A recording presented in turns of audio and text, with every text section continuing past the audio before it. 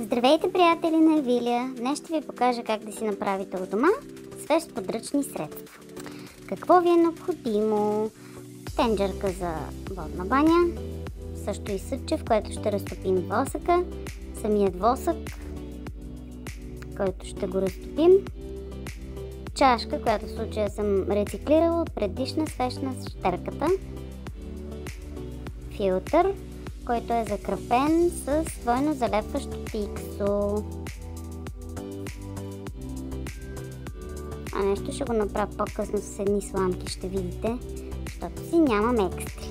Не съм професионалист. А това е масло от Евилия. В случая мисля, че беше ангелски кейк и Бояна Бекро, вишнев цъфтеж. Започваме с разтопяването на восъка на водна баня. Следим си много внимателно температурата. Сложила съм си термометъра предварително да ми изписука, като стигне 72 градуса. Всеки восък си има специфична температура. На 65 добавям цвета. Вишнев цъфтеж, предварително измерен.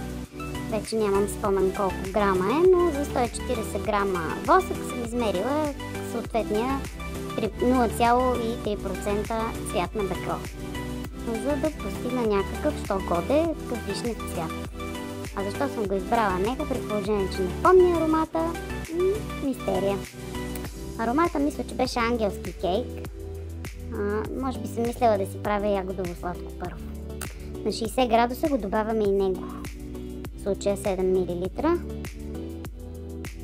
Отново разбъркваме добре, да се хомогенизира маслото в разтопения восък, да стане един хубав цвят и след което чакаме това нещо да се охлади до 55 градуса, за да го излеем.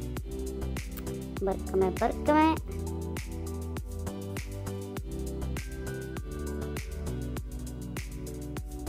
Готови сме! 55 съм изляла восъка в вече готовата чашка. Аз винаги я затоплям предварително за 10 секунди в микровълновата, за да е горе-долу на еднаква температура с восъка и да не се отлепя после при изпиване на свеща. Много е важно в помещението да няма течение докато работите, което е малко сложно, като влизат и излизат хора непрекъснато у нас, но все пак тази свещ си я правим за домашно полза. Изливаме си восъка внимателно. Вече си има цвят, аромат, как ухае. Не ми се говори. Огладнях.